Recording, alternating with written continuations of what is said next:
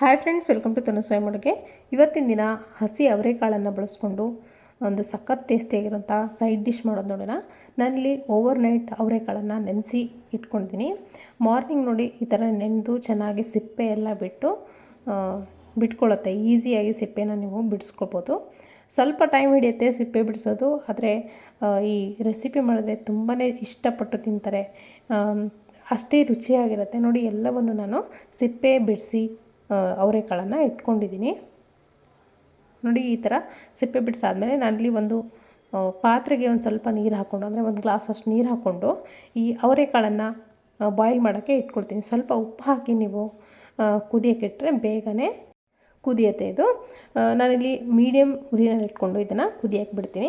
ನೋಡಿ, ಒಂದು 5ರಿಂದ 10 ನಿಮಿಷ ಚೆನ್ನಾಗಿ ಬಾಯ್ಲ್ ಮಾಡ್ಕೊಂಡಿದ್ದೀನಿ. ಸಾಫ್ಟಾಗಿ ಬೆಂದಿದೆ ಅವರೆಕಾಯಿ. ಇಷ್ಟು ಬೆಂದರೆ ಸಾಕು. ನೋಡಿ, ಕೈಯಿಂದ ಈ ಥರ ಪ್ರೆಸ್ ಮಾಡಿದ್ರೆ ಅದು ಸಾಫ್ಟಾಗಿರಬೇಕು, ಅಷ್ಟು ಬೆಂದರೆ ಸಾಕು. ನಾನು ಇದನ್ನು ಒಂದು ಬೇರೆ ಪಾತ್ರೆಗೆ ಡ್ರೈನ್ ಮಾಡಿಕೊಂಡು ಇಟ್ಕೊಳ್ತೀನಿ ಅವರೆಕಾಳನ್ನು.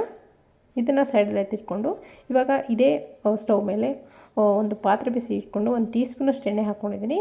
1.5 ಇಂಚಿನಷ್ಟು ಚಕ್ಕೆಯನ್ನು ಹಾಕ್ಕೊಂಡಿದ್ದೀನಿ. ಒಂದು ಏಲಕ್ಕಿ ಹಾಕ್ಕೊಂಡಿದ್ದೀನಿ. ಒಂದು 4ರಿಂದ 5 ಲವಂಗ ಹಾಕ್ಕೊಂಡಿದ್ದೀನಿ. ಈ ರೆಸಿಪಿಗೆ ನೋಡಿ ತುಂಬಾ ಮೈಲ್ಡಾಗಿರಬೇಕು ಮಸಾಲೆ. ಜಾಸ್ತಿ ಮಸಾಲೆ ಹಾಕಿ ನೀವು ಮಾಡಿದ್ರೆ ಚೂರು ಚೆನ್ನಾಗಾಗಲ್ಲ.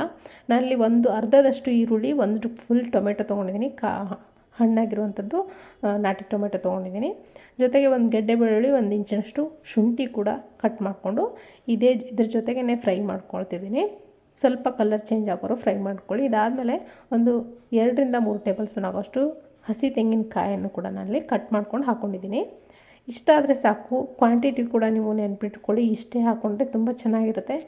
ಒಂಚೂರು ಹೆಚ್ಚು ಕಡಿಮೆ ಮಸಾಲೆ ಆಗಲಿ ಯಾವುದೇ ಆಗಲಿ ಮಾಡಿಕೊಂಡ್ರೆ ರುಚಿ ಸ್ವಲ್ಪ ಬದಲಾಗುತ್ತೆ, ಚೆನ್ನಾಗಿ ಬರೋಲ್ಲ. ಹಾಗಾಗಿ ನೋಡಿ, ಈ ಥರ ಫ್ರೈ ಮಾಡ್ಕೋಬೇಕು ಸಾಫ್ಟ್ ಆಗೋವರೆಗೂ. ಇದು ಪೂರ್ತಿ ತಣ್ಣಗಾದ್ಮೇಲೆ ನುಣ್ಣಗೆ ರುಬ್ಕೊಂಡು ಇಟ್ಕೊಂಡಿದ್ದೀನಿ. ಇವಾಗ ಮಾಡೋದು ನೋಡೋಣ. ನಾನಿಲ್ಲೊಂದು ಪಾತ್ರೆ ಬಿಸಿ ಇಟ್ಕೊಂಡಿದ್ದೀನಿ. ಒಂದು 2ರಿಂದ 3 ಟೇಬಲ್ ಸ್ಪೂನ್ ಆಗೋಷ್ಟು ಎಣ್ಣೆಯನ್ನು ಹಾಕ್ಕೊಂಡು ಸಾಸಿವೆ ಜೀರಿಗೆ ಹಾಕ್ಕೊಳ್ತಾ ಇದ್ದೀನಿ. 1 ಟೀ ಸ್ಪೂನ್ ಆಗೋಷ್ಟು ಸಾಸಿವೆ ಜೀರಿಗೆ ಹಾಕಿದ್ರೆ ಸಾಕಾಗುತ್ತೆ. ಅಥವಾ ನೀವು ಸಾಸಿವೆ ಜೀರಿಗೆ ಇಷ್ಟ ಇಲ್ಲ ಅಂದರೆ ಇದರಲ್ಲಿ ಸ್ಕಿಪ್ ಮಾಡ್ಬೋದು. ಜೊತೆಗೆ ಒಂದು ಈರುಳ್ಳಿನ ಸಣ್ಣದಾಗಿ ಕಟ್ ಮಾಡಿಕೊಂಡು ಹಾಕ್ಕೊಂಡಿದ್ದೀನಿ, ಚಿಕ್ಕದಾಗಿರುವಂಥದ್ದು. ಈರುಳ್ಳಿ ಪೂರ್ತಿಯಾಗಿ ಗೋಲ್ಡನ್ ಬ್ರೌನ್ ಆಗೋವರೆಗೂ ಅಥವಾ ಟ್ರಾನ್ಸ್ಪರೆಂಟ್ ಆಗೋವರೆಗೂ ಇದನ್ನು ಫ್ರೈ ಮಾಡ್ಕೊಳ್ಳಿ. ನಾನಿಲ್ಲಿ ಶುಂಠಿ ಬೆಳ್ಳುಳ್ಳಿ ಪೇಸ್ಟನ್ನು ಹಾಕ್ಕೊಳ್ತಾ ಇಲ್ಲ, ಯಾಕಂದರೆ ರುಬ್ಬಕ್ಕೆ ನಾನಿಲ್ಲಿ ಆಲ್ರೆಡಿ ಹಾಕ್ಕೊಂಡಿದ್ದೀನಿ. ನೀವು ಅಲ್ಲಿ ರುಬ್ಬಕ್ಕೆ ಹಾಕ್ಕೊಳ್ತಾ ಇಲ್ಲ ಅಂದರೆ ಇಲ್ಲಿ ಹಾಕ್ಕೋಬೋದು ಎಣ್ಣೆಯಲ್ಲಿ. ನಾನಿಲ್ಲಿ 1 ಆಲೂಗಡ್ಡೆ ಮತ್ತು 1 ಬದನೆಕಾಯಿನ ಈ ಥರ ದೊಡ್ಡದಾಗಿ ಕಟ್ ಮಾಡ್ಕೊಂಡು ನೀರಲ್ಲಿ ಹಾಕಿಟ್ಕೊಂಡಿದ್ದೀನಿ ಆಲ್ರೆಡಿ. ಅದನ್ನು ಕೂಡ ನಾನಿಲ್ಲಿ ಹಾಕ್ಕೊಳ್ತಾ ಇದ್ದೀನಿ. ಇದನ್ನು ಮಾತ್ರ ಸ್ಕಿಪ್ ಮಾಡಬೇಡಿ, ತರಕಾರಿನ ಹಾಕಲೇಬೇಕು. ಆಲೂಗಡ್ಡೆ ಮತ್ತು ಬದನೆಕಾಯಿ ಇದೆರಡು ಮಾತ್ರ ಹಾಕ್ಕೊಳ್ಳಿ, ಬೇರೆ ಯಾವುದೇ ತರಕಾರಿ ಇದಕ್ಕೆ ಸೂಟ್ ಆಗೋದಿಲ್ಲ. ನೋಡಿ, ಒಂದೊಂದೇ ಬಳಸಿದ್ದೀನಿ ನಾನು. 1 ಬದನೆಕಾಯಿ, 1 ದೊಡ್ಡದಾಗಿರುವಂಥ 1 ಆಲೂಗಡ್ಡೆ. ಸಿಪ್ಪೆ ತೆಗೆದಿಲ್ಲ ಆಲೂಗಡ್ಡೆದು. ನೀವು ಬೇಕಿದ್ರೆ ಸಿಪ್ಪೆ ತೆಗೆದು ತುರ್ದು ಹಾಕೋಬೋದು. ತರಕಾರಿ ಹಾಕಾದ್ಮೇಲೆ ಸ್ವಲ್ಪ ಎಣ್ಣೆನಲ್ಲಿ ಫ್ರೈ ಮಾಡಿಕೊಂಡು ಮಸಾಲೆ ಸೇರಿಸ್ಕೊಳ್ತಾ ಇದ್ದೀನಿ. ಉಪ್ಪು, ಅರಿಶಿನ ಪುಡಿ, ಜೊತೆಗೆ ಅಚ್ಕಾರದ ಪುಡಿ 1 2 ಟೇಬಲ್ ಸ್ಪೂನ್ ಆಗೋಷ್ಟು ಹಾಕ್ಕೊಂಡಿದ್ದೀನಿ. ಧನಿಯಾ ಪೌಡ್ರು 1 2 ಟೀ ಸ್ಪೂನ್ ಆಗೋಷ್ಟು ಹಾಕ್ಕೊಂಡಿದ್ದೀನಿ. ನಾನು ತಗೊಂಡಿರೋಂಥ ಅವರೆಕಾಳಿಗೆ ಇಷ್ಟು ಮಸಾಲೆ ಸಾಕಾಗುತ್ತೆ. ಈ ಮಸಾಲೆನೂ ಕೂಡ ಚೆನ್ನಾಗಿ ಎಣ್ಣೆಯಲ್ಲಿ ಫ್ರೈ ಮಾಡ್ಕೊಳ್ಳಿ. ಈ ಥರ ಎಣ್ಣೆಯಲ್ಲಿ ಫ್ರೈ ಮಾಡೋದ್ರಿಂದ ಅದರ ಟೇಸ್ಟ್ ತುಂಬ ಚೆನ್ನಾಗಿ ಬರುತ್ತೆ.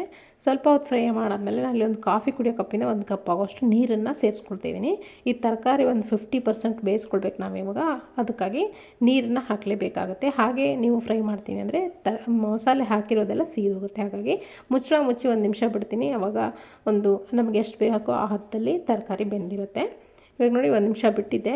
ಲೋ ಫ್ಲೇಮ್ ಇಟ್ಕೊಂಡು ಒಂದು 50 to 60% ಅಷ್ಟು ಈ ತರಕಾರಿಗಳು, ಅಂದರೆ ಆಲೂಗಡ್ಡೆ ಮತ್ತು ಬದನೆಕಾಯಿ ಏನು ಹಾಕಿದ್ದೀವಿ ಅದು ಫ್ರೈ ಆಗಿದೆ.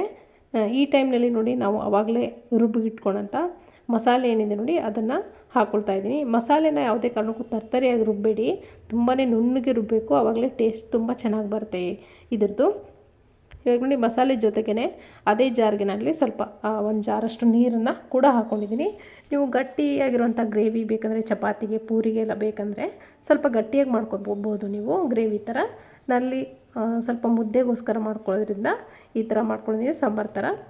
ಇವಾಗ ಮಸಾಲೆ ಹಾಕಿ ಮಿಕ್ಸ್ ಮಾಡಾದಮೇಲೆ ಅವರೆಕಾಳನ್ನು ಕೂಡ, ಬೆಂದಿರುವಂಥ ಅವರೆಕಾಳನ್ನು ಕೂಡ ನಾನಲ್ಲಿ ಹಾಕ್ಕೊಂಡಿದ್ದೀನಿ. ಹಾಕ್ಕೊಂಡು ಚೆನ್ನಾಗಿ ಮಿಕ್ಸ್ ಮಾಡಿಕೊಂಡು ಒಂದು 2ರಿಂದ 3 ಕುದಿ ಕುದಿಸಿದ್ರೆ ರುಚಿಯಾದಂಥ ಈ ಅವರೆಕಾಳು ಸಾಂಬಾರು ರೆಡಿ ಆಗುತ್ತೆ. ತುಂಬಾ ಚೆನ್ನಾಗಿರುತ್ತೆ. ಅಥೆಂಟಿಕ್ ರೆಸಿಪಿ ನಾನು ತೋರಿಸಿರೋದು.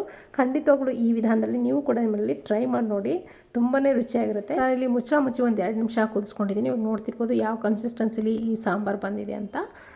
ಪೂರ್ತಿ ತೆಳುವಾಗೋಲ್ಲ, ಗಟ್ಟಿಯಾಗೋಲ್ಲ, ಆ ಥರ ಕನ್ಸಿಸ್ಟೆನ್ಸಿಲಿ ಬಂದಿದೆ. ಮುದ್ದೆ ಜೊತೆಗೆ ಪೂರಿ, ಚಪಾತಿ ಯಾವುದಕ್ಕೆ ಬೇಕಾದ್ರೂ ಸೂಟ್ ಆಗುತ್ತೆ. ತುಂಬ ರುಚಿಯಾದಂಥ ಅವರೆಕಾಳು ಸಾಂಬಾರು ರೆಡಿಯಾಗಿದೆ. ಖಂಡಿತ ಈ ರೆಸಿಪಿ ಇಷ್ಟ ಆಗಿದ್ರೆ ಲೈಕ್ ಮಾಡೋದನ್ನು ಮರಿಬೇಡಿ. Thank you.